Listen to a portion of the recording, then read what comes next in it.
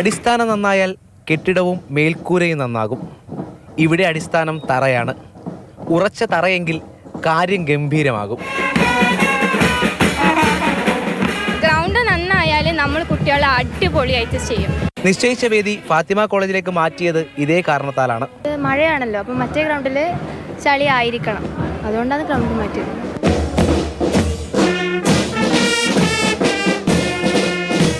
കഴിഞ്ഞ ദിവസത്തെ മഴയിൽ കുതിരാതെ അടിയുറച്ചു നിന്ന നിലമാണ് ബാൻഡ് മേളക്കാരെ വരവേറ്റത്.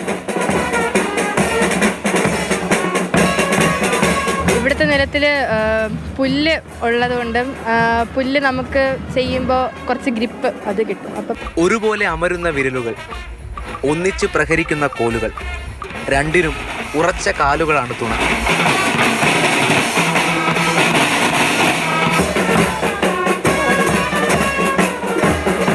പ്രാർത്ഥനകൾക്കും ചിന്തകൾക്കും കരുത്താകേണ്ടത് ചവിട്ടി നിൽക്കുന്ന മണ്ണാണ്. മുത്തശ്ശി മരത്തിൻ്റെ വേരുകൾ ഓടുന്ന മണ്ണാണ്. ഉറച്ചു നിൽക്കാനല്ലാതെ ഇവിടുത്തെ മണ്ണിന് മറ്റെന്ത് ചെയ്യാനാകും? പുതിയ താളത്തിൽ മൺതരികളും ചുവടുമാറി. ബാൻഡ് മേളക്കാർക്കൊപ്പം താളം പിടിച്ച് വിജേഷ് പുതുവാശ്ശേരിയും രാഹുൽ ജി നാഥും.